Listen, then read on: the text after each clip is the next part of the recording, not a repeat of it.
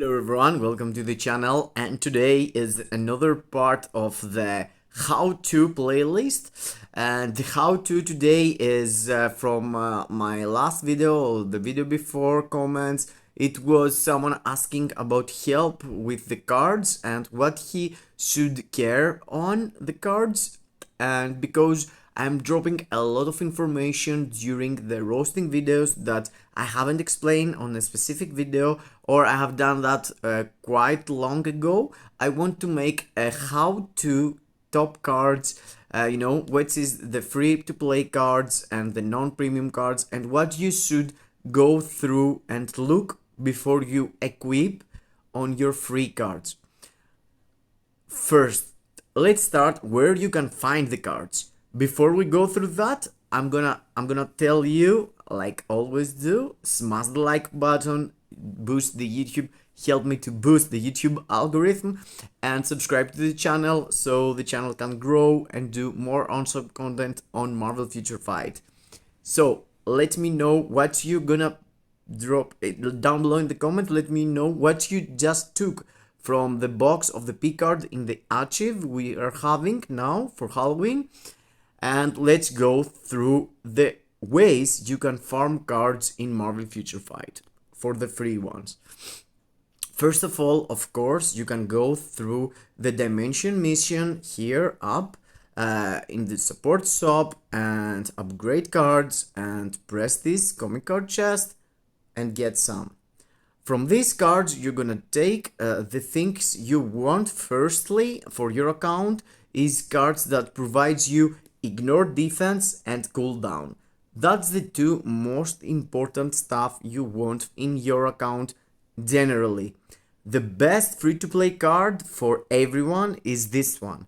And this card provides you a lot of options because here, if you can see here, if I upgrade that, the first two options this card has is cooldown and all attack. These two stats are orange. That means that these orange stats can't swap or change during the card. You know, if you try to upgrade the card, it's gonna get all this again, it's gonna be the same, and it's gonna be another one added. The blue stat, it's not stable. It's changing every time you're trying to swap the card quality. As you can see here, 6 quality is a really nice quality. But the thing you want to focus most is the first two options. You want to have cooldown or ignore defense and anything else. So, as we already said, one way is this one, pressing this, skip, get some cards, go filter through them, see which card provides you the stats you need, and after go and upgrade the cards you really feels like you need. This one is another example, gives ignore defense and critical rate. It's really helpful. Ignore defense, really helpful. So let's say that these two cards provides you like 7 and 8% ignore defense. So you have already 15% ignore defense. If you are free to play and you find these two cards, you equip them, you have already 15% ignore defense. And with this one, you have 7% cooldown. Why I'm saying that and why I'm saying people need to have 50% cooldown on their characters. So let's go through the stats and understand the value of having these stats in your card set. As you can see, I have almost 46% ignore defense and 29 cooldown. I'm having close to 30%, and you want to have 30% on each of these two stats because the characters with that kind of stats feels like they are on the details. You can come here and see ignore defense 50%, cooldown 50%. Other YouTube creators and content creators and YouTubers and players have figured out that if you have 30% in your ignore defense from your cards and 30% from your cooldown, the rest of the 50% is gonna be easy through the stats you're getting from the game. You know, most of the characters got one like here Okay, he got attack defense, he got attack speed here. Okay, skill cooldown in his second skill. So what I'm saying is that you already provide your character 30% ignore defense and 30% cooldown, and it's really easy to cap 50%. You are doing that because if you don't have 50% ignore defense and 50% cooldown in your character, it's like you're playing the game into the very hard mode. There's multiple ways to cap these stats, but the bare minimum you need to do is 30% cooldown and 30% ignore defense into your account. So this through the other stats you're getting from the ISO sets, like this is a PvP one. Okay, like overdrive provides you critical rate, ignore defense. So you're getting 30% from the cards, 8% here, and 12% through uniform options, through the stats character already have. So yeah, that's why you're doing it. That's why you want to have 30% for these two specific stats. The rest of the stats depending on what you're gonna take. I mean, if you get the critical damage I just took here, you're cool. You know, this critical damage, this card even as 6 quality, even at 3-star, provides you a lot of buff for your account. You have 7% all attack, 7% cooldown, and 5% critical damage. That's 3 really important stats. And the good part with Loki is that he also at 6 quality can get a proccing physical attack proc. So let's go to show you the second most efficient way to get cards, and which is the really easy way. It's during the crafting system. You can spend the tier 3 materials that we don't really need. Through the crafting system, you are getting always more. Most of the times provides you more quality cards, like you can see 2 5-stars with 1 craft. Most of the times gives you 5-star, most of the times gives you more quality cards than the dimension mission stuff. But the point is that you can easily get the cards, but the hard thing is to see through the stats of the card and decide which is the best for you. In my opinion, from this card, there's no very best cards. There's no, this is really nice, this is really good. I mean, go there, upgrade them all, craft them all, and try to find yourself the best combined stats that you could get. I mean, this ignore defense and dodge here looks disgusting. But for some accounts, if you have the good stats down below, you can for sure utilize this card. And this one I was seeing you before. Let me show you how this card could end up being. Yes, now this is bad for me. I want more useful stats there.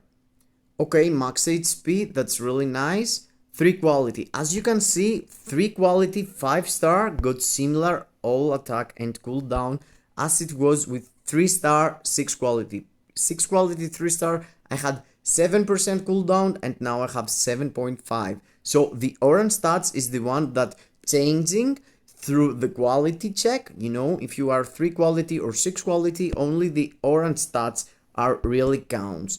And in my opinion, this one it's the best for, and the rest of the cards are way behind. I mean, there is others having all attack and something else like physical attack here, ignore defense there. I mean, there is others good. This one I really like this card. I used to have this one, believe it or not, when I start playing. But the main thing is that you really need to have 30% cooldown and 30% ignore defense, whatever card's gonna be. Loki is the best cause as a 6 quality you have the option here. Oh, not only 6 quality. As you can see, this thing here, the 20% physical attack proc helps you a lot, and that's the main reason I believe this is the very best card for this. There is other, let me show you some other good cards. I mean, this is pretty much kind of premium cards. But yeah, let's go and see.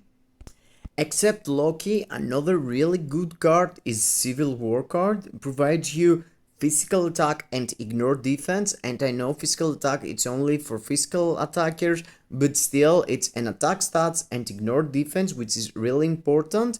And so first in my opinion is Loki. Let's go second Civil War, and let's go through the third one. Avengers card are it's really nice too because it provides you ignore defense and max HP, which is two really useful stats for everyone, and you could be lucky and get all basic attack here, or something else like all basic defense here, or critical damage or energy attack. So if you're really lucky, this card could be really nice for your account, PvE or PvP, as a new player. Another one is this amazing Spider-Man. That's the fourth card I'm suggesting you for free to play and no premium cards, and that's because he has all attack and dodge. All attack, it's missing the ignore defense and cooldown that I was telling you, but the good part with this card is that you could get cooldown from the options downstairs, and you also could get physical attack, ignore defense here.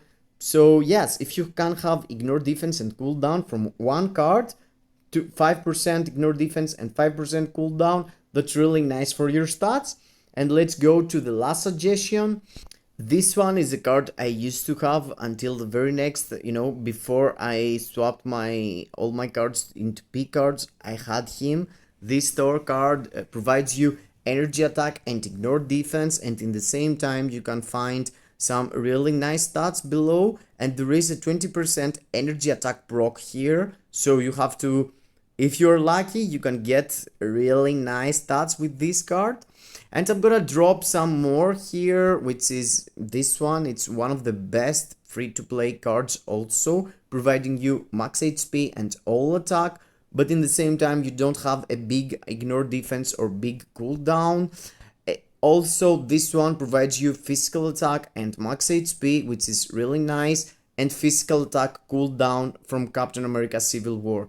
That's the only cards that got two orange really nice stats with cooldown, ignore defense, or max HP combined with max HP or something else, stats useful for your own card stats.